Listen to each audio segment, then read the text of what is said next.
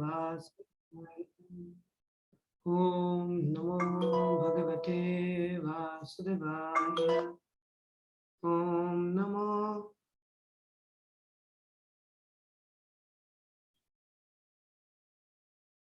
भगवते वासुदेवाय।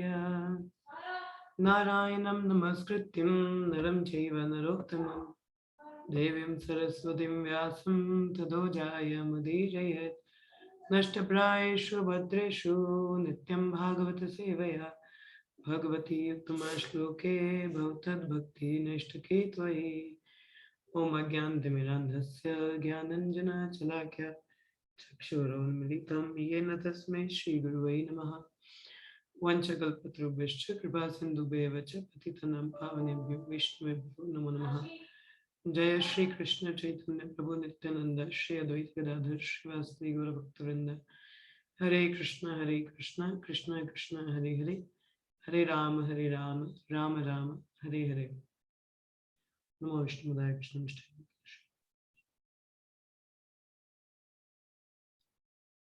मुखाकरोति वाचालं अंगुलं गिरते गिरिं यत्कृपातमहं वन्दे श्रीगुरुदिनतारिणं परमानन्दमाधवं। हरे कृष्ण। हम लोग पढ़ रहे हैं भागवतम का दूसरा अध्याय, दूसरा स्कंद 2 अध्याय 2 हृदय में भगवान, श्लोक संख्या 27। न यत्र शोको न जरा न मृत्युर्नरतिर्न चोद्वेगरते कुतश्चित् यच्चित्ततोदा कृपयानिदं विदं दुरन्त दुःखा प्रभवानुदर्शनात्। न यत्र शोको न जरा न मृत्युर्नरतिर्न चोद्वेगरते कुतश्चित् यच्चित्तततोदकृपयानिदं विदं दुरन्त दुःखा प्रभवानुदर्शनात्। न यत्र शोको न जरा न मृत्युर्नरतिर्न चोद्वेगरते कुतश्चित् यच्चित्ततोदा कृपयानिदं विदं दुरंत दुःखा प्रभवानुदर्शनात्। श्लोक पढ़िए।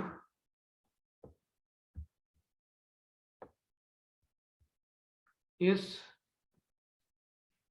हरे कृष्ण माता जी। हरे कृष्ण। न यत्र सुको न जरा न मृत्यु नरतेर्च चोद्वेग्रते कुतासचित् यच्चेत्ततोदा कृपयानिदं विदं दूरान्त दुःखा प्रभवन्धुरत्सनत्। नेक्स्ट, आगे पढ़िए।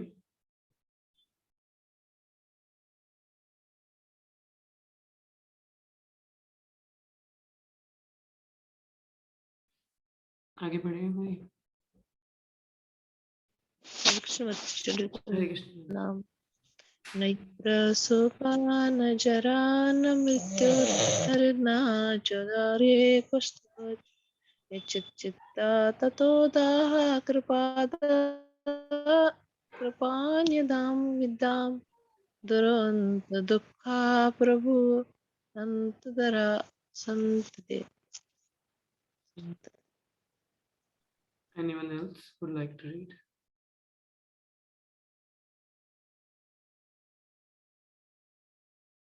चलिए आगे बढ़ते हैं।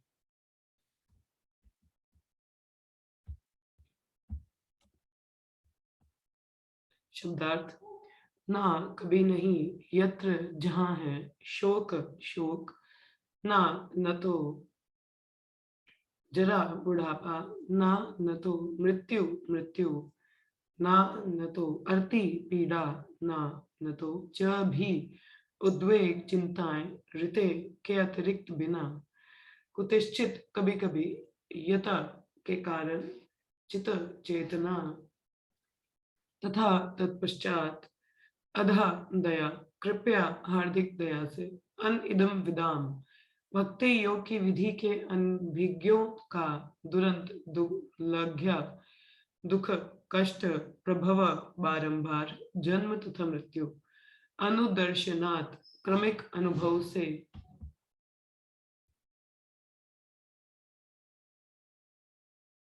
अनुवाद।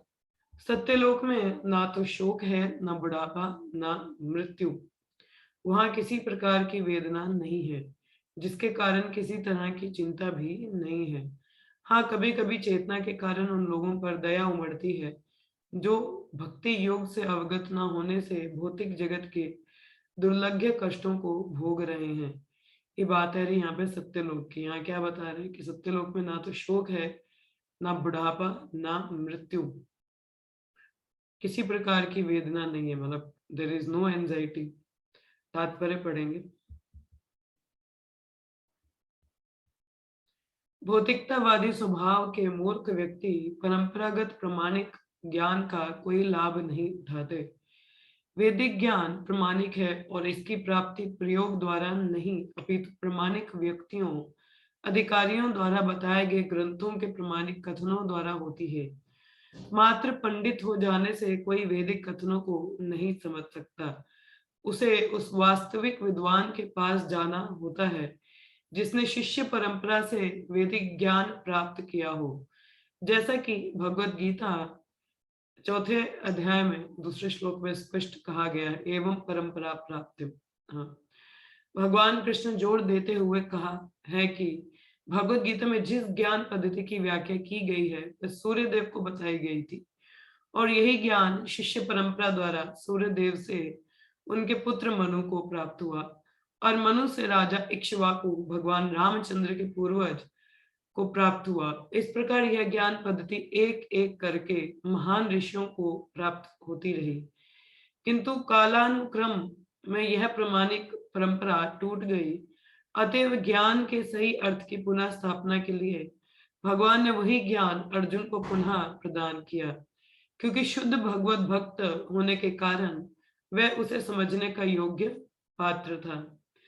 इसका आगे मैं थोड़ी देर में पढ़ती हूँ। यहाँ पे क्या चीज बता रहे हैं बेसिकली, ये भौतिकवादी क्या होते हैं, कोई भी परंपरा के द्वारा ज्ञान नहीं प्राप्त करते। हाँ, उसका लाभ नहीं उठाना जानते कि कैसे ये ज्ञान देखिए उपलब्ध। अभी जैसे आज सुबह हम चैतन्य चरितामृत में पढ़ रहे थे, हमारे गुरुमाता जी पढ़ा रहे थे, तो उसमें बताया था कि जैसे जो कृष्ण प्रेम है, कृष्ण ने इजिली नहीं प्रोवाइड किया, ही लॉक्ड इट। उन्होंने वो एक ट्रंक में आप लगा लो, ताला लगा के तो बंद करके रख दिया। मगर जब चैतन्य महाप्रभु और पंचतत्व आए तो उन्होंने वो ताला तोड़ के सबको फ्रीली दे दिया।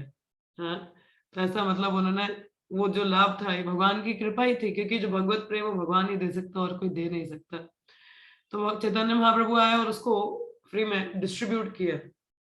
सिमिलरली हम लोग कलयुग में हैं, तो ये चैतन्य में ये कृपा ही है कि भगवत प्रेम हम लोगों को इतना आसानी से मिल रहा है। नहीं तो ये आप सत्य लोगों की बात करो, जो सतलोक के लोग हैं, सतयुग के या त्रेता या द्वापर के, इतने आसानी से कृष्ण प्रेम मिलना बहुत मुश्किल है। इट्स नॉट इजी, वो आसान बिल्कुल भी नहीं है।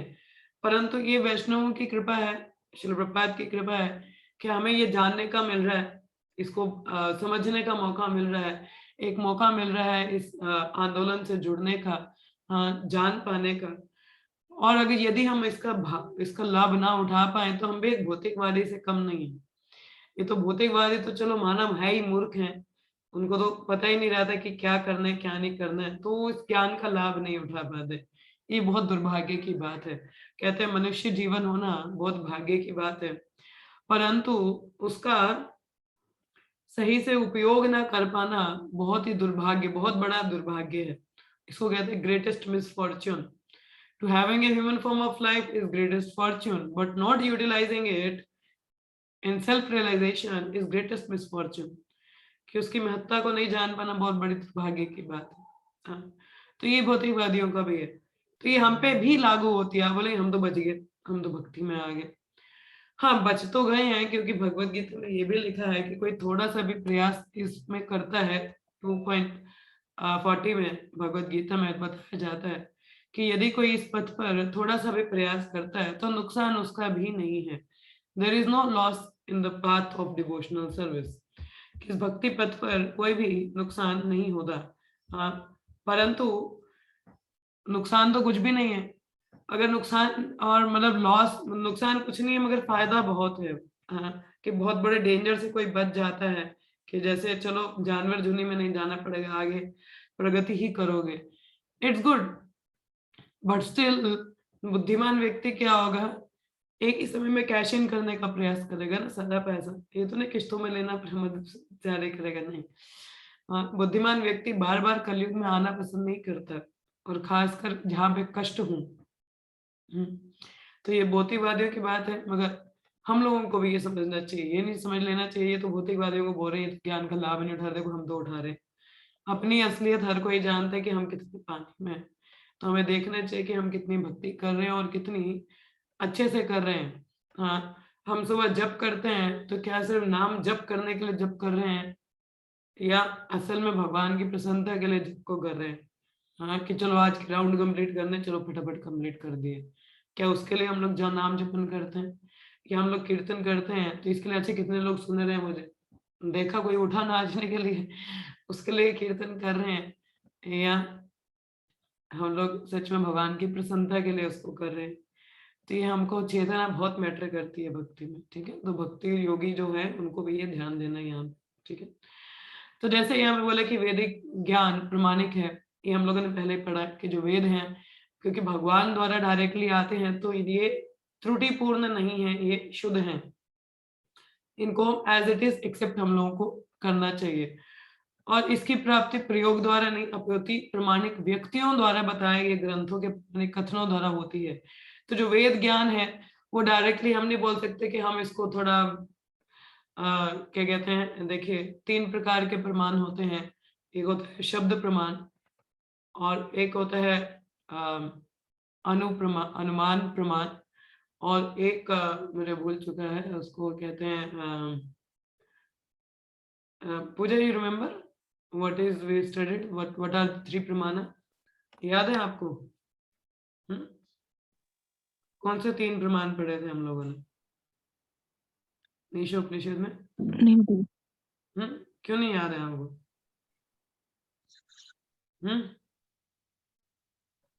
याद होने चाहिए, बोलोगे माता जी आपको याद नहीं, मुझे कैसे है?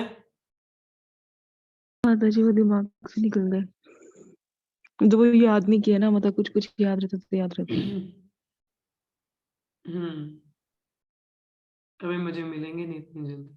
खैर जो भी है, एक प्रमाण होता है हम लोग वैज्ञानिक पद्धति से जाने, वो गलत है, ठीक है। कि ज्ञान के द्वारा हम लोग जानने का प्रयास करें, हम लोग बोले कि नहीं मैं प्रयोग करूंगा पहले फिर जानूंगा, नहीं। ऐसा हम लोग विज्ञान जो ज्ञान है वेदों को, उनको ऐसे में नहीं जान सकते हम लोग, ठीक है। जैसे उदाहरण वहां पर दिया गया था,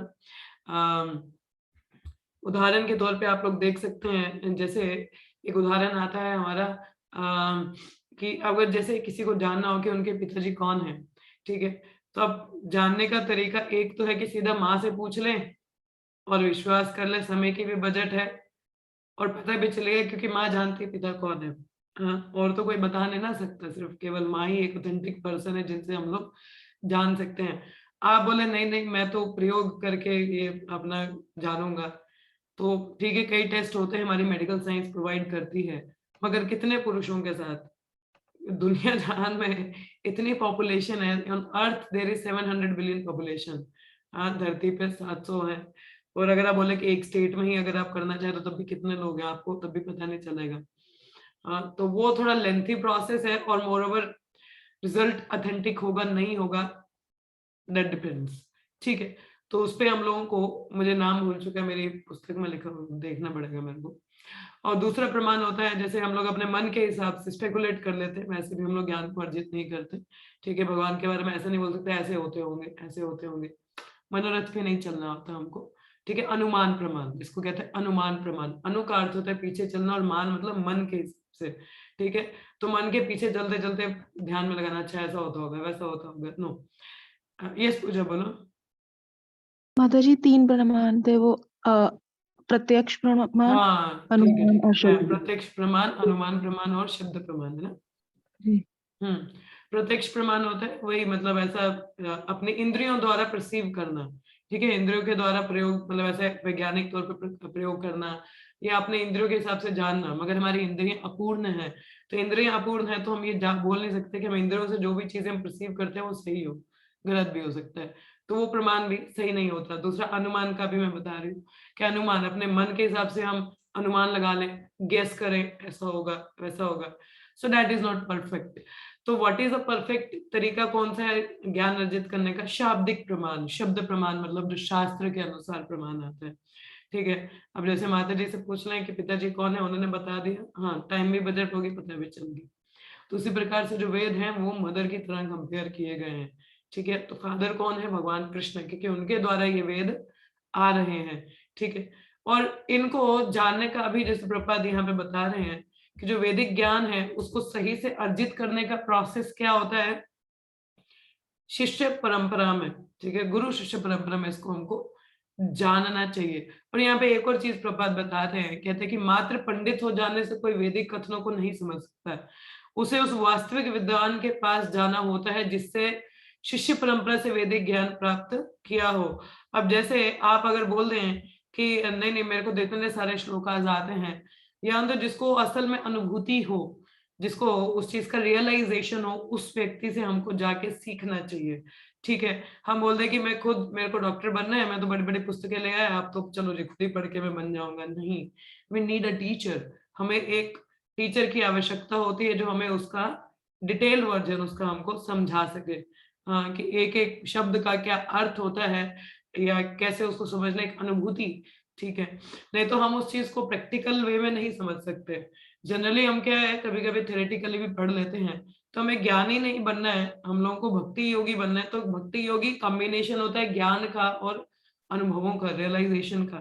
ठीक है, तो रियलाइजेशन आने के लिए हमें ऐसे जो शुद्ध भक्त होते हैं उनकी संगति में, उनके अधीन रह के हमें इन शास्त्रों का अध्ययन करना चाहिए।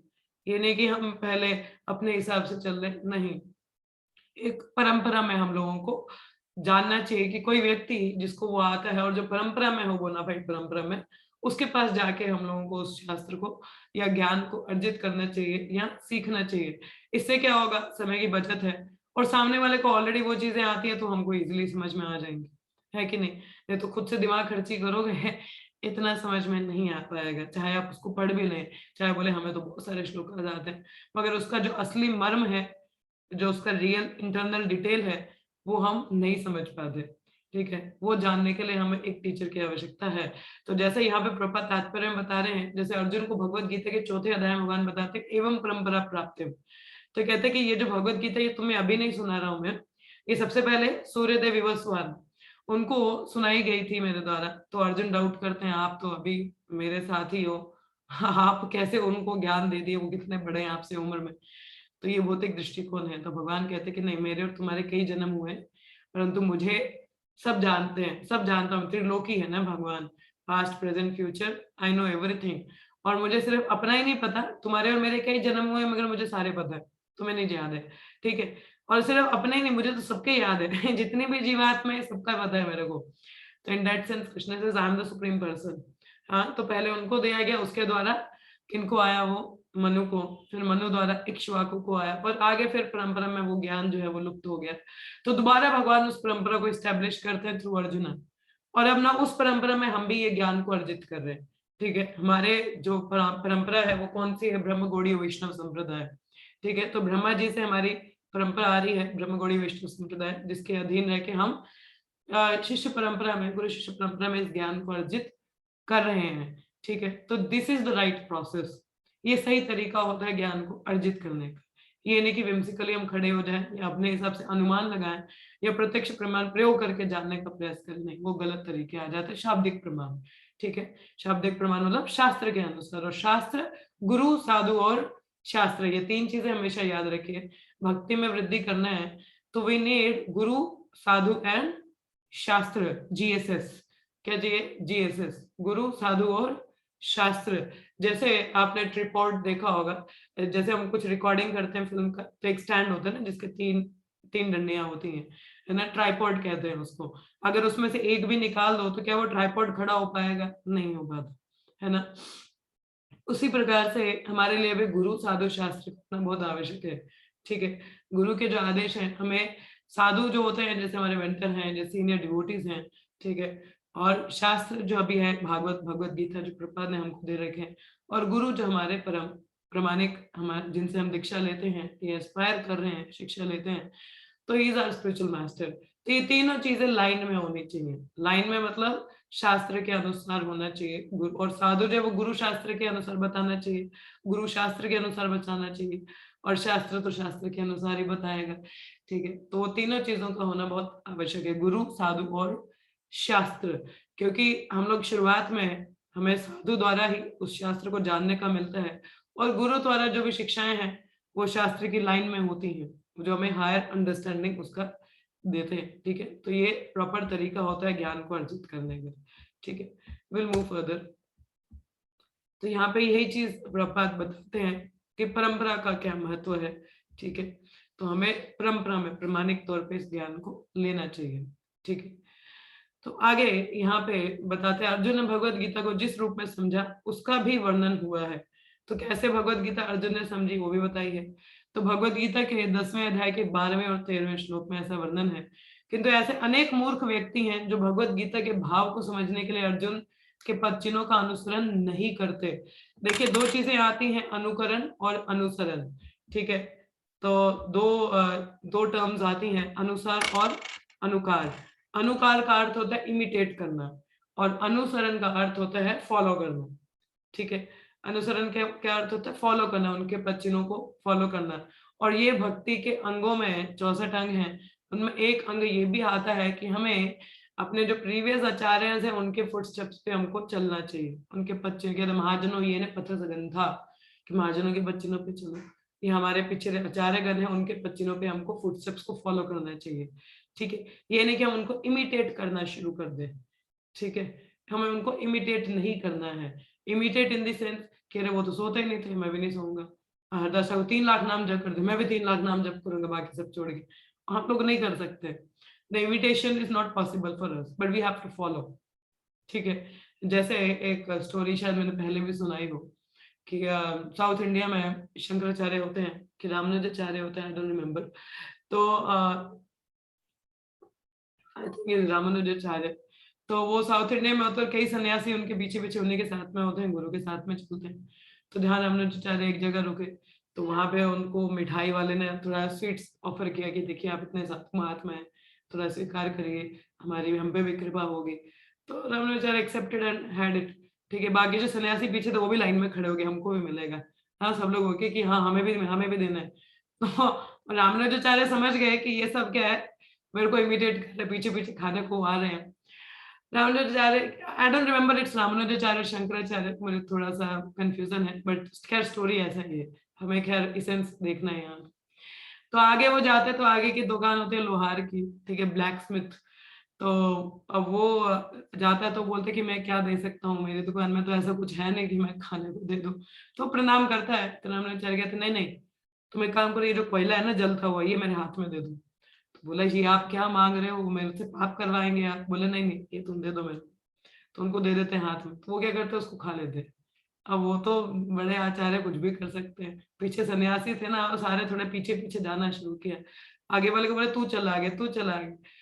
अब देखिए, तो ये इमिटेशन गलत हो जाएगी ना, वो उन्होंने कोयला खाया, हम लोग तो ना खा सकते हैं। उसी प्रकार से जैसे लॉर्ड शिवा है, ठीक है, लोग गांजा गुंजा तो फूक लेते हैं कि हाँ ये भी पीते हैं, तो अनुकरण करते हैं, इमिटेट करते हैं। ठीक है, मगर अनुसरण के उनके बच्चे ने फॉलो नहीं करते कि उन्होंने जहर भी पिया था लोगों की रक्षा के लिए। हाँ, तो क्या हम लोग ऐसा कुछ कार्य कर रहे हैं? वो कितने बड़े भक्त हैं, वो वैष्णवा नाम यथा शंभु, तो वो हम लोग फॉलो अप नहीं करते। तो उसी प्रकार से यहाँ पे बात आती है अनुसरण की, तो हमें उनको फॉलो अप करना चाहिए। ठीक है, अनुकरण नहीं करना है। तो इसके बदले वे अपनी खुद की व्याख्याएं प्रस्तुत करते हैं। सर मैं दोबारा पढ़ लूं। ऐसे अनेक मूर्ख व्यक्ति हैं जो भगवत गीता के भाव को समझने के लिए अर्जुन के पद का अनुसरण नहीं करते। तो बोले उनके फुटस्टेप्स पे फॉलो नहीं करते कि अर्जुन ने कैसा भगवत गीता को समझा, किस प्रकार से, किस मूड में, वो फॉलो अप नहीं करते। ठीक है, इसके बदले वे अपनी खुद की व्याख्याएं प्रस्तुत करते हैं। आपने देखा होगा भगवत गीता पे कई टीका टिप्पणी है, बहुत सारी है, कई लोगों ने अपने हिसाब से इसमें टीकाएं दी हैं, जिसकी वजह से लोग भ्रमित हो जाते हैं और सही ज्ञान उनको अर्जित नहीं होता। तो जो उन्हीं के समान मूर्खता पूर्ण होती है और वास्तविक समझ प्राप्त करने के मार्ग में रोड़े का काम करती हैं तथा अल्पज्ञों या शूद्रों को गुमराह करने वाली हैं। तो ऐसी जो भगवत गीता होती है जो ऑथेंटिक नहीं है, प्रमाणिक टीका नहीं है तो वो भगवत गीता क्या है, केवल रोड़े का काम करते हैं, मतलब ऑब्स्टिकल। भक्ति के पथ पे ऑब्स्टिकल, आप सही से समझ नहीं पाओगे क्या ज्ञान है। और लोग भी आ जाते हैं बहस करने के लिए, अरे भगवत गीता में तो ऐसा लिखा है। अरे आपको पता भी है कि वो भगवत गीता ऑथेंटिक है कि नहीं है, बोनाफाइड है? अरे सब भगवत गीता तो एक ही होती है, सब ऐसा बोलते हैं ना। कोई भी हो, हम बोलते हैं जब पुस्तक, अभी मैराथन आने वाला है तो हम लोग जब पुस्तक वितरण करने जाते हैं ना तो हम बोलते हैं ये भगवत गीता है, देखिए ऑथेंटिक है, एज इट इज है, यथारूप है, कुछ इसमें वैसा गड़बड़ नहीं है, जैसा भगवान ने बोला वैसा वाणी है। अरे भगवत गीता तो सब एक होती है, हमारे घर में भी है, वो उनकी है, वो उनकी है, वो तो वैसी होती है, इसमें तो बड़ा वैसा दिया, हमारे में तो उसमें स्टोरी फॉर्म में बताया। ठीक है, होल्ड ऑन, ठीक है आपके पास भी है भगवत गीता, मगर वही बात है ना, लोग समझते नहीं है कि प्रमाणिक कितनी है। ठीक है, हर एक का एक ब्रांड वैल्यू होता है। देखिए कपड़े तो कपड़े ही होते हैं ना, अगर आप बोले कि एडिडास का हो, नाइकी का हो, प्यूमा का हो, या लिवाइस का हो, या सस्ते का माल सस्ते वाला हो, जैकेट तो जैकेट है, पहन लो। हाँ आप बोलोगे भाई ऐसा थोड़ी ना, इधर मैंने ज्यादा पैसे दिए, इधर कम में खरीदा है, तो यहाँ पे ब्रांड वैल्यू है। ब्रांड वैल्यू मतलब अच्छा कपड़ा है, मतलब देखिए कोई भी हम लोग कंपनी की चीज लेते हैं तो हमें इतना विश्वास होता है कि ब्रांडेड चीज है, ब्रांडेड है तो मतलब सही है, बढ़िया वाली है, ठीक है, इसमें गड़बड़ नहीं होने वाली, ये कई चीजों तक चलेगी। कपड़ों के मामले में शायद even I am also choosing, मेरे को भी थोड़ा ब्रांड वैल्यू रहता है। नहीं हो तो कम से कम घड़ी के मामले में तो मैं थोड़ा हूँ कि घड़ी हो तो थोड़ी महंगी ले लो कोई बात नहीं, मगर ब्रांडेड होनी चाहिए, ज्यादा देर तक चलेगी, ऐसा मेरे दिमाग में भी है। होता है जनरली, हम सबका होता है, तो हम सस्ती चीज नहीं लेंगे ना। अब सस्ती लेंगे वो 2 महीने बाद खराब होके बैठ जाएगी, है ना, इतना जानकारी तो हमको भी रहता है। तो वैसे ही Bhagavad Gita Yatharup is a branded one, it's a branded. Branded मतलब एज इट इज, मतलब ये ऑथेंटिक है भाई। ऑथेंटिक है, मगर कीमत देखो बहुत सस्ती है, हैं 100 200 100 150 रुपए कुछ भी नहीं होता, इतना सस्ता चीज, मगर लोग विश्वास ही नहीं करते, नहीं मानते कि प्रमाणिक है। उनको यही समझ में पहले ये नहीं आता कि बोनाफाइड क्या होता है तो बोगस क्या होता है, कि एक प्रमाणिक चीज क्या होती है और कोई प्रमाणिक नहीं है तो उसका क्या, गुरु परंपरा क्या, उनको इतना ज्ञान तक नहीं होता। हाँ, ये तो चलो भगवान की कहीं भक्तों की सुकृति उनमें हो, कहीं तो ले पाए, उसको समझ पाए, मगर जो समझदार व्यक्ति है वो समझ भी पाता है कि उसमें क्या चीज है।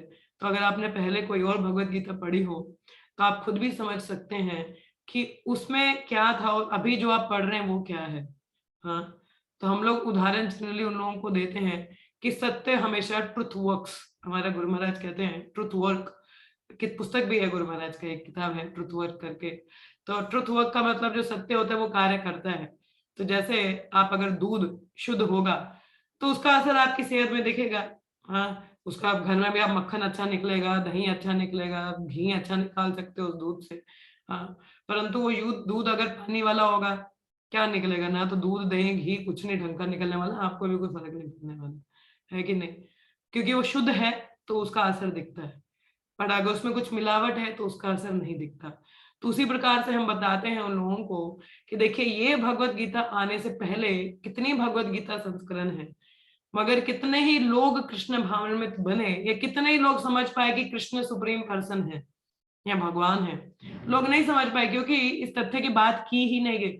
यद्यपि भगवत गीता भगवान कृष्ण ने बोली है, मगर लोग ये नहीं, और भगवान कृष्ण का नाम और निशान ही नहीं है भगवत गीता में, कई जगह तो पता भी नहीं है, उनको निरंकार बोल दिया। भाई निरंकार है तो फिर बोला कैसे? निरंकार मतलब जिसका कोई रूप नहीं है, आकार नहीं है। तो अगर कोई व्यक्ति निरंकार है तो वो बोल कैसे सकता है? बोलने के लिए मुख तो चाहिए होगा ना, कि नहीं चाहिए होगा? तो फिर लोग ऐसा कथन दे देते हैं, देखिए उनको समझ में नहीं आता कि अगर ये भगवत गीता बोली है भगवान ने तो फिर उनको आप निरंकार कैसे बता रहे हो भगवत गीता में? अगर बोला है तो मुख भी तो होगा ही ना, किसी को तो सुनाया है। तो लोग ऐसे अपनी कथन देते हैं, तो इससे किसी का लाभ नहीं है। ऐसे लोगों के शास्त्र, ऐसे लोगों का ज्ञान केवल सोसाइटी में केओस पैदा करता है। केओस मतलब what we call it, disturbance पैदा करता है सोसाइटी में। केवल लोग बहस करने को आ जाते हैं मगर सही चीज को समझते नहीं है। ठीक है, तो इसलिए प्रमाणिक चीजों का होना बहुत आवश्यक है, और हमें भी प्रमाणिक परंपरा में चीजों को पढ़ना समझना बहुत आवश्यक है। तो अभी आप लोग इस समय जब मैराथन के लिए जाएंगे, पुस्तक वितरण खैर शुरू होने वाला है, तो बी वेरी हाई, क्योंकि पुस्तक वितरण प्रपात को बहुत पसंद है, तो उसके लिए जरूर हेल्प करिएगा।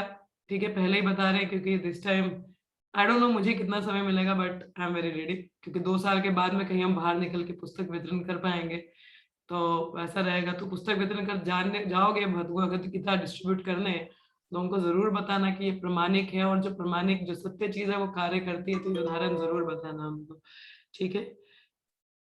तो ऐसे में तो ये जरूर उनको बताइएगा कि प्रमाणिक और अप्रामाणिक में क्या अंतर होता है, ठीक है। चलिए आगे हम लोग देखते हैं इसमें। तो यहाँ पे आगे बताया है, तो यहाँ कहा गया है कि वैदिक कथनों को समझने के पूर्व मनुष्य को ब्राह्मण बन जाना चाहिए। ये आक्षेप उतना ही महत्वपूर्ण है जितना कि यह आक्षेप की स्नातक हुए बिना कोई वकील नहीं बन सकता। ऐसा आक्षेप किसी की भी प्रगति में बाधक नहीं होता, अपितु किसी विशेष विज्ञान को अच्छी तरह समझने के लिए अनिवार्य है। जो योग्य ब्राह्मण नहीं है वे वैदिक ज्ञान की मनमानी व्याख्या करते हैं।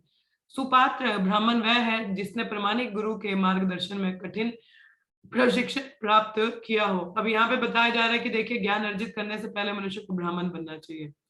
अब आप में से कई लोग में भी राजपूत हो, कई कुछ हो, कई लोग में भी ब्राह्मण में ना हो, डजंट मैटर, आपको चिंता करने की आवश्यकता नहीं है। यहाँ पे क्या क्वालिफिकेशन बोला गया है, एक ही क्वालिफिकेशन बोली गई है, और वो क्या क्वालिफिकेशन बोली है, गुरु के प्रमाणिक गुरु के मार्गदर्शन में ट्रेनिंग लेके हमको इसको जानना है, दैट विल मेक यू ब्राह्मण, ठीक है। आपको अलग से अब कुछ करना नहीं है ब्राह्मण बनने के लिए, केवल अगर आप यदि प्रमाणिक गुरु के अधीन है तो आप एज गुड एज ब्राह्मण, ठीक है। तो आपको इसमें चिंता, इसका गलत मतलब मत निकाल लीजिए कि अच्छा मेरे को ब्राह्मण बनना पड़ेगा पहले। ब्राह्मण अर्थ वही है कि आप प्रमाणिक गुरु के अधीन रह के उस ज्ञान को अर्जित करें, ठीक है। वो ऑटोमेटिकली जो वैष्णव है वो ब्राह्मण से ऊपर ही होता है।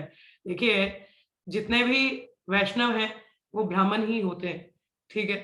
अब वैष्णव का कोई जाति पाति नहीं होता। ये चैतन्य महाप्रभु ने क्या बोला है, कव विप्र कव न्याय, हाँ, चाहे वो छोटा हो, शूद्र हो, निम्न जाति का हो, कोई फर्क नहीं पड़ता, यदि उसको भक्ति का पूरा ज्ञान है, if he knows the science of Krishna consciousness, he is eligible to make disciples all over the world. He can become a guru. वो गुरु बनने के योग्य है। अब उसमें ये नहीं देखना कि ये मलीछा है, अरे ये अंग्रेज है, ये शूद्र है, ये कैसे गुरु बन गया, नहीं। जिसको भक्ति का ज्ञान है वो गुरु बनने के योग्य है। तो इसमें ये नहीं देखना कि ब्राह्मण कुल में पैदा हुआ कि नहीं, जाति पाति का नहीं देखना है। Chaitanya Mahaprabhu has made it so open. एक रिपोर्टर ने प्रभुपाद का इंटरव्यू लिया, पता नहीं, मैंने शायद लीलामृता में पढ़ा कि उसमें, हाँ लीलामृता में मैं पढ़ रही थी कल के परसों, तो प्रभुपाद का इंटरव्यू रिपोर्टर लेता है, तो उसमें बोलते हैं कि आप अपने स्टूडेंट्स को क्या सिखाते हो, व्हाट आर योर टीचिंग्स। तो प्रभुपाद को पता था इस रिपोर्टर को समझ तो कुछ आने नहीं वाली, मगर प्रभुपाद प्रचार उसको करना चाहते थे कि ये थोड़ा प्रचारित हो जाए। तो प्रचार करते प्रभुपाद बताना शुरू किया कि देखिए हमारे ऐसे 4 नियम है, मैं अपने शिष्यों को गर्लफ्रेंड बॉयफ्रेंड ऐसा अलाउ नहीं करता, ठीक है। इनको मीट मच्छी सिगरेट शराब ये अलाउ नहीं करता, ठीक है। नॉन वेज नहीं खाते हैं, भगवान को भोग लगवा प्रसाद पाएंगे, तो कुछ जुआ वगैरह नहीं खेलते हैं, ऐसा वो बताते हैं प्रभुपाद कि मैं अपने शिष्यों को ऐसा, इनको ऐसा ट्रेनिंग दिया जाता है, ऐसा बताया जाता है। तो वो जो रिपोर्टर है वो आगे प्रभुपाद के शिष्यों क्या बोलते हैं, कुछ ज्यादा कंजर्वेटिव नहीं हो गया।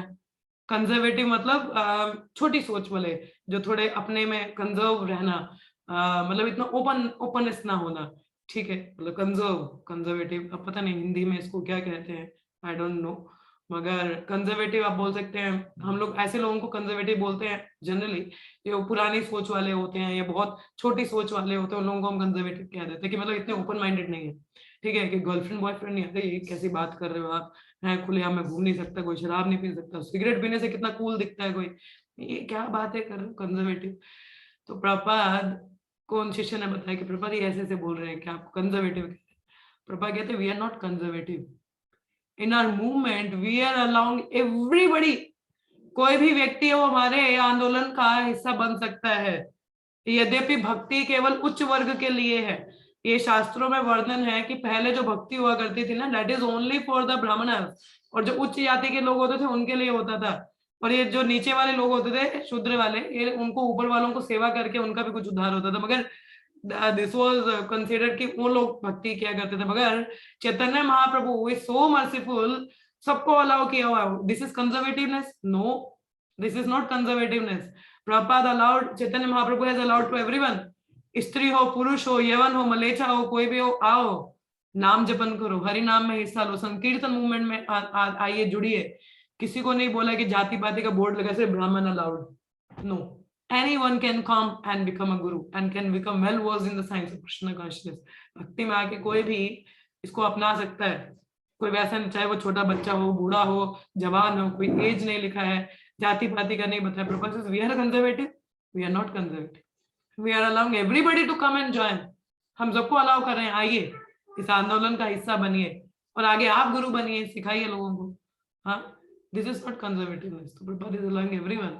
तो दिस इज आवर मूवमेंट, ये हमारा मूवमेंट है जहाँ हर किसी को अलाउ किया जा रहा है।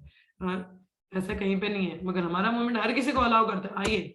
हाँ, तो यही चीज यहाँ पे है। तो ब्राह्मण की जैसे बात आ रही है, तो वही मैं बता रही कि जो वैष्णव है वो ऑलरेडी ब्राह्मण है, ठीक है, मगर हर ब्राह्मण वैष्णव हो वो दिक्कत की बात है, क्योंकि ब्राह्मण कई बार सिर्फ कर्मकांड सेक्शन में ही होते हैं, मगर जो वैष्णव है वो हर वैष्णव है वो ब्राह्मण है, मगर हर ब्राह्मण वैष्णव हो वो जरूरी नहीं है, ठीक है। हमारे यहाँ कई सो कॉल्ड ब्राह्मण बैठे हैं, क्या सारे वैष्णव विष्णु भक्त नहीं है? कई सिर्फ कर्मकांड में लगे हुए हैं, वो सिर्फ नाम के ब्राह्मण है, असली ब्राह्मण वैष्णव है, ठीक है। तो कभी अगर किसी ब्राह्मण को दान भी देना हो तो वैष्णव को दीजिए, ब्राह्मणों को नहीं, सो कॉल्ड ब्राह्मणों को नहीं, क्योंकि वो कुछ नहीं करते, सिर्फ पेट पालने के लिए बैठे हैं।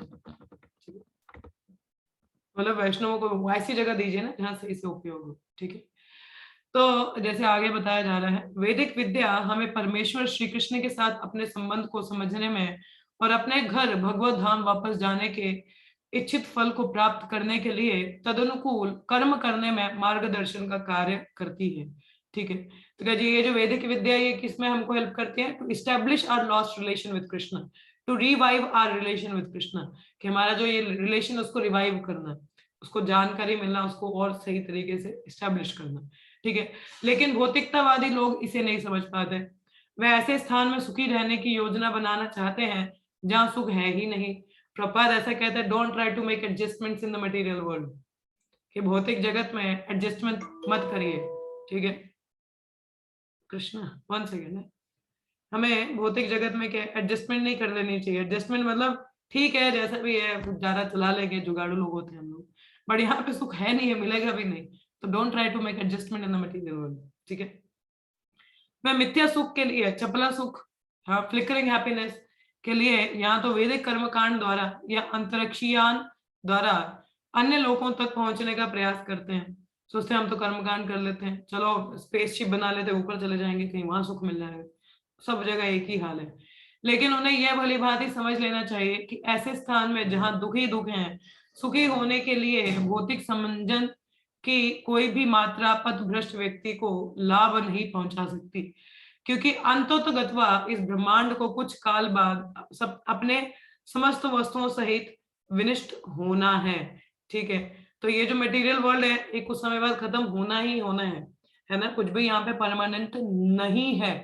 तो हमें प्रयास नहीं करने चाहिए यहाँ पे हम लोग बस सुख की कामनाएं कर लें, चलो लग्जरी हाउस बना लेते हैं, लग्जरी कार बना लेंगे, बड़े बड़े पिक्सल वाला टीवी बना लेते हैं। कितना आप अपना समय की व्यर्थता है, इससे अच्छा हम जो ज्ञान है उसको लेके तो भगवत प्रेम की ओर बढ़े। हाँ, यहाँ पे खुद को कितना ज्यादा इंटेंगल हम लोग कर लेते हैं, उतना नहीं करना है हम लोगों को भाई। यहाँ पे सुख नहीं मिलने वाला आपको, ठीक है। सुख का अनुभव केवल भक्तों के बीच में हरि कथा हरि कीर्तन में ही है, और ऐसे ही करते करते आप भगवत धाम चले जाएं तो बहुत अच्छी बात है। हाँ, तो भौतिकवादी सुख की सारी योजनाएं जैसे कि तैसी धरी रह जाएगी। अब देखिए ये खत्म तो होगा ही ना, जब ये खत्म होगा पूरा विश्व तो फिर सबकी सारी योजनाएं पानी में, गई भैंस पानी में बोलेंगे, फिर है सब पानी में चला जाएगा, तो क्या फायदा। इसलिए बुद्धिमान मनुष्य भगवत धाम वापस जाने की योजना बनाता है। ऐसा बुद्धिमान व्यक्ति भौतिक अस्तित्व के सभी तापों, हरि बोल, हरि बोल,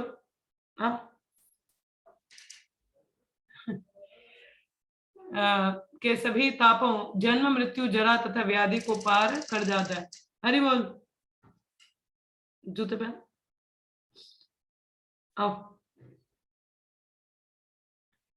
तो ऐसा व्यक्ति क्या है, इन जन्म मृत्यु जरा व्याधि को पार कर सकता है। वह वास्तव में इसलिए सुखी रहता है क्योंकि उसे संसार की एक भी चिंता नहीं घेरती। हरे कृष्ण। तो एक सेकेंड, तो ये जो ताप है हमारे, मेन प्रॉब्लम क्या है? जन्म मृत्यु जरा व्याधि, ठीक है। तो जो भगवत व्यक्ति है, बुद्धिमान व्यक्ति, वो इन प्रॉब्लम को सॉल्व करने के लिए सोचेगा। ये नहीं कि मुझे खाने को कहाँ है, रहने को कहाँ है, सोने को कहाँ है, डोंट वेस्ट टाइम देयर, वो अरेंज हो जाता है, मगर यहाँ से कैसे निकलना है वो देखना चाहिए।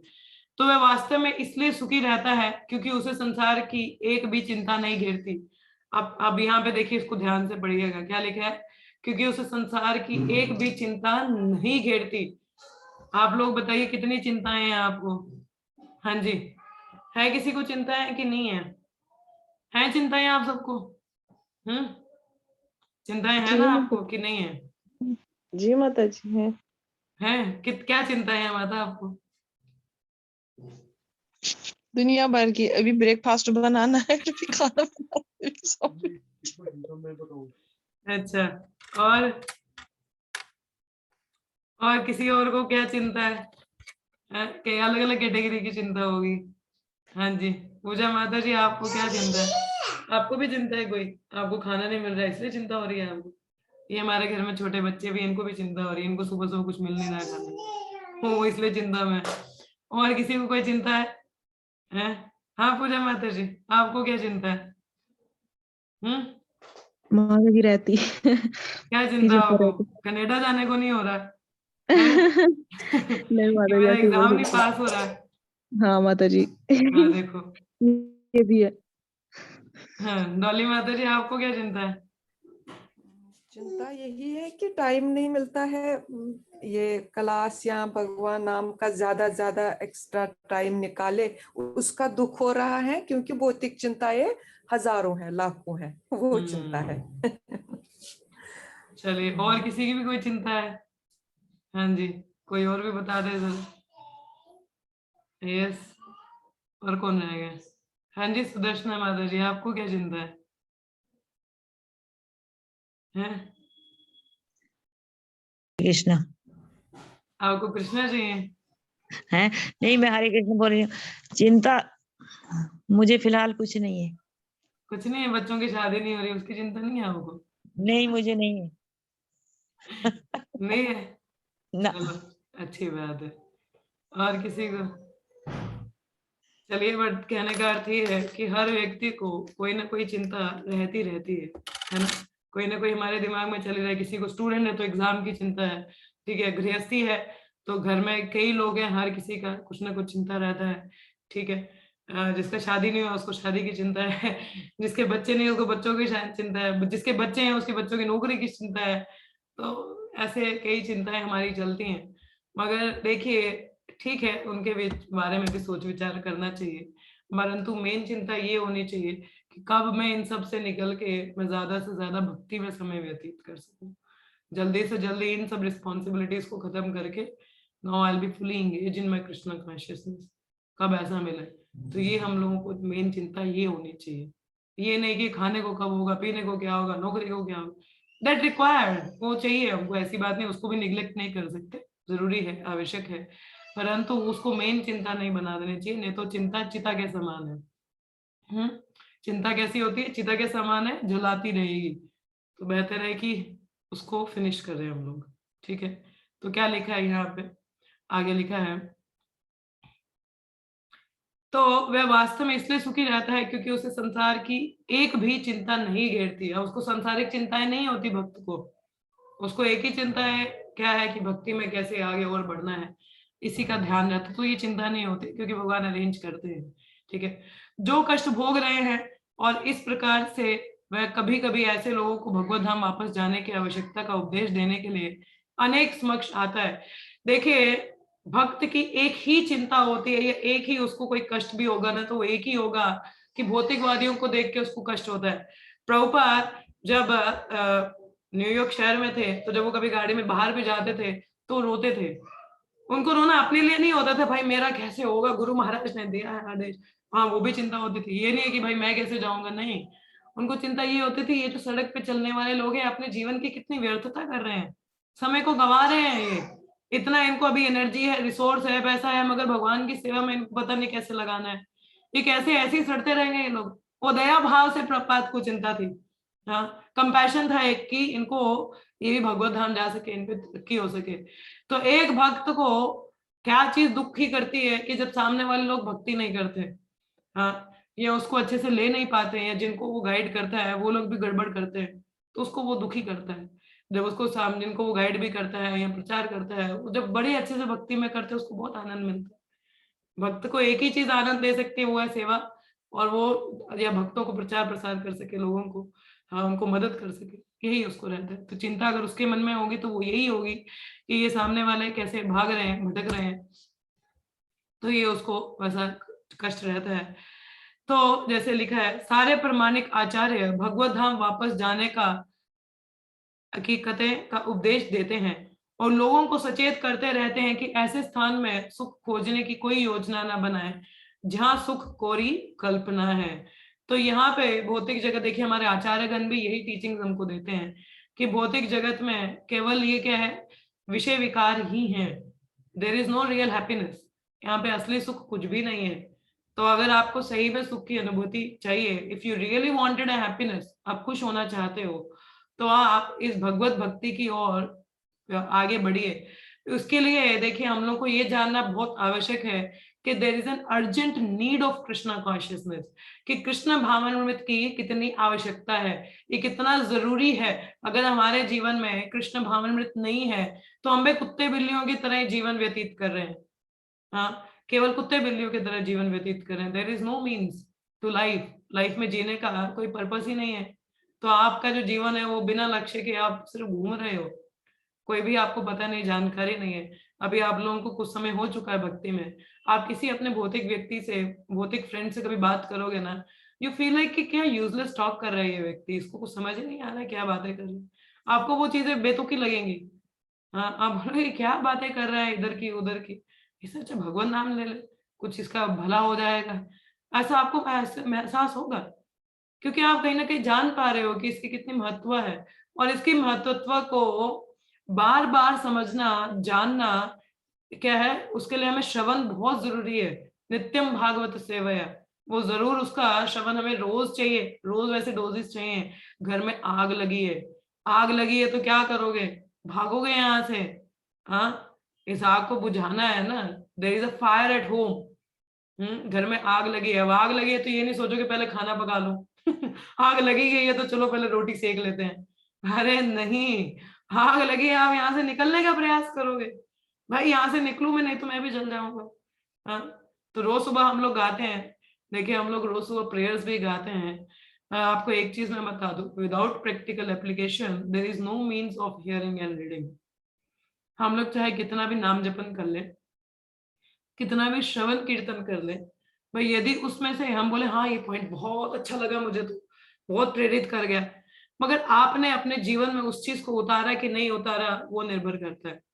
आज सुबह गुरु माता जी बता रहे थे, कहते हैं कि हम लोग रोज सुबह प्रेयर गाते हैं अपने गुरु के लिए, क्या गाते हैं, संसार धावा नल लीढ़ा नौका त्राणय कारुण्या घन घन तुम प्राप्तस्य कल्याण करुणार्णवस्य वंदे गुरु श्री चरणारविंदम। कि हम लोग बोलते हैं ये संसार आग लगी है, मगर जो संत लोग हैं उनकी कृपा के बादलों से जो बारिश हो रही है ये बुझ पाएगी, हाँ, ऐसे गुरु को मैं 3 बार नमन करता हूँ, ऐसा हम लोग रोज ये प्रेयर गाते हैं। But is it we really mean to it, क्या हम लोग उसको रियली में मीन करते हैं? यहाँ पे गुरु का हम लोग सबसे पहले गाते हैं, उनको प्रेयर ऑफर करते हैं, मगर क्या उस चीज को हम समझ पा रहे हैं कि हम अपने गुरु के आदेशों का पालन कर रहे हैं? आपको एक चीज बताओ, एक सीक्रेट है भक्ति में वृद्धि करने का, वो क्या है, अपना दिमाग नहीं चलाना चाहिए, पहली बात तो ये, क्योंकि हमारा दिमाग मलिन है ना, किसी का कम तो ज्यादा मगर है तो मलिन ही है, ठीक है। तो first point always remember, don't act according to your mind, अपने मन के हिसाब से कार्य मत करिए, ठीक है। अब इसके साथ बोले दिमाग नहीं लगाएंगे तो चलेंगे कैसे? अपना जो दिमाग है ना वो भगवान के चरण कमलों या गुरु के चरण कमलों में छोड़ दो, अब वो जैसा कहते हैं ना वैसा पालन करो। वो कहते हैं 4:30 उठो, मंगल आरती करो, करो। वो कहते हैं सिर्फ प्रसाद पाओ, पाओ। अच्छे से नाम जपन करो, अच्छे से नाम जपन करो। You just have to follow the instructions of your guru as it is, and that is the success of your life. आपको कुछ एक्स्ट्रा करने की आवश्यकता नहीं है, कहीं इधर उधर जाने की जरूरत नहीं है। कुछ नहीं समझ में आता, कुछ नहीं पता है, do inquire from your spiritual master. तो उनसे जाके पूछिए कि मुझे क्या करना चाहिए, हाँ मुझे ये करूं कि ना करूं। हाँ, इतनी सारी शादियां हो रही हैं, गुरु महाराज जाना चाहिए कि नहीं जाना चाहिए? अब रिश्तेदारी भी है, जैसा बोलते हैं वैसा करो। कुछ करना हमारे जीवन का। देखिए एक प्रश्न, एक श्लोक आता है भगवत गीता में 434, उसमें क्या बोलते हैं, तद्विधि प्रणिपातेन परिप्रश्नेन सेवया उपदेक्ष्यन्ति ते ज्ञानम ज्ञानिनः तत्त्वदर्शिनः, कि we have to render service to our spiritual master और इंक्वायर सबमिसिवली, उनको हमको सबमिसिवली पूछना चाहिए। अब क्या पूछना चाहिए, कितना पूछना चाहिए?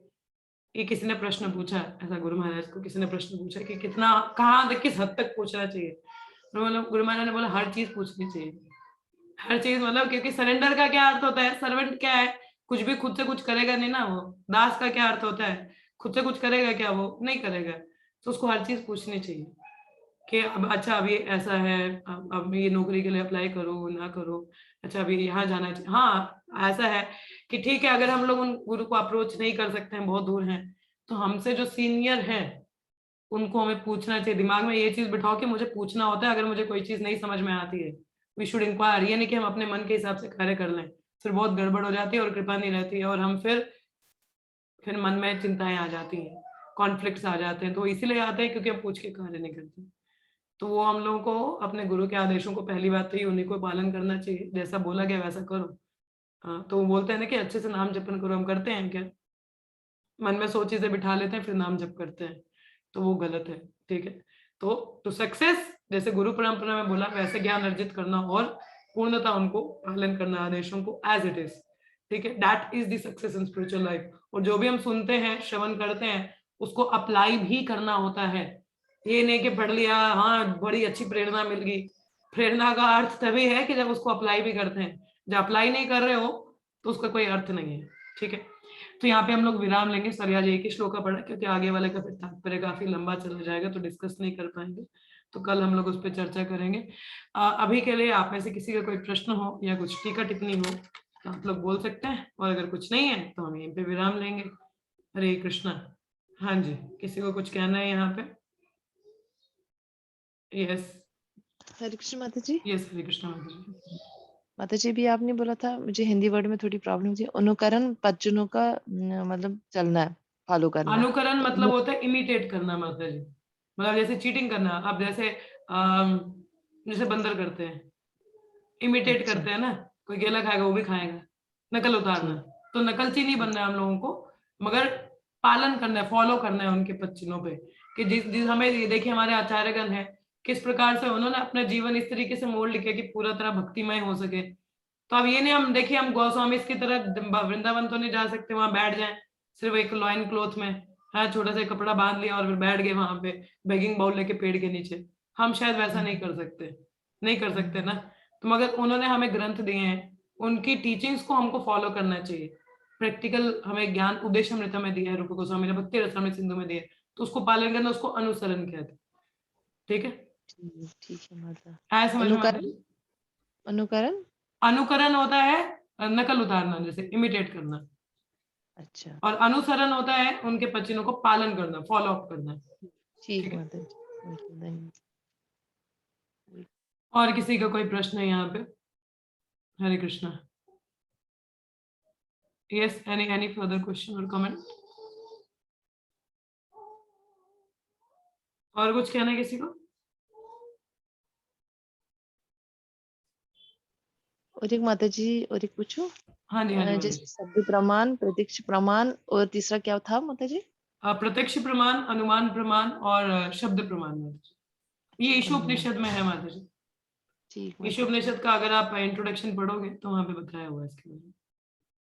प्रत्यक्ष प्रमाण हो गया हमारे इंद्रियों के हिसाब से, हम लोग जो प्रत्यक्ष रूप में देख के, आप लोग बोला हम देख के जानेंगे, तो अगर हमारी इंद्रियां अपूर्ण है तो इंद्रियां अपूर्ण है तो ज्ञान भी सही नहीं हो सकता है। और अनुमान होता है अपने मन के रथ पे चल के ज्ञान अर्जित करना। शब्द प्रमाण होता है शास्त्र के शब्दों को मान के चलना, तो वो सही प्रमाण वही होता है। ठीक है, एविडेंस, प्रमाण को एविडेंस कहते हैं अंग्रेजी में, ठीक है। चलिए, और कोई प्रश्न है किसी का? हरे कृष्ण। Anything else? नहीं है? चलिए, कुछ नहीं है तो हम लोग यहाँ पे विराम लेंगे। तो आज शाम को भगवत गीता का क्लास है इवनिंग में, so date will be at 5 to 6, तो वहाँ पे आप लोगों को मिलेंगे। दोपहर को अब मेरे ग्रुप वाले बच्चे पता नहीं इन लोगों को कुछ पढ़ना है कि नहीं पढ़ना है, तो दामोदर जननी चल रही थी, अगर आप लोगों को कंटिन्यू करना है तो do let me know, I can give 1 hour for Damodar Janani, क्योंकि इन दिनों अभी थोड़ा सा समय है मेरे पास, तो मैं थोड़ा समय निकाल सकती हूँ। तो अगर आप लोगों को कंटिन्यू करना है तो do message me, we can study from 1 to 2, और मैं भी आधे घंटे के लिए पढ़ सकते हैं उसके बाद, क्योंकि मुझे अपना भागवतम भी पढ़ना है, तो उस हिसाब से ठीक है। तो जो ग्रुप वाले बच्चे हैं they can join for Damodar Janani in the afternoon for at 1 PM, 1 से 1:30 बजे के बीच में, 1 से 1:30, और नहीं पढ़ना होगा तो कोई नहीं, मैं खुद ही पढ़ूंगी, और उसके बाद इवनिंग में क्लास रहेगा, ठीक है। चलिए फिर यहीं पे हम लोग विराम लेंगे, तो 3 बार हरे कृष्ण महामंत्र का जप करेंगे। हरे कृष्णा कृष्ण कृष्ण हरे हरे, हरे राम राम राम हरे हरे, हरे कृष्णा कृष्ण कृष्ण हरे हरे, हरे राम राम राम हरे हरे, हरे कृष्णा कृष्ण कृष्ण हरे हरे, हरे राम राम राम हरे हरे, हरे हरे, हरे हरे। ग्रंथराज श्रीमद् भागवतम की जय, श्री प्रभुपाद की जय, ऑल द somebody bodies की जय। Thank you so much. See you all in the evening for Bhagavad Gita class. Hare Krishna everyone. Krishna.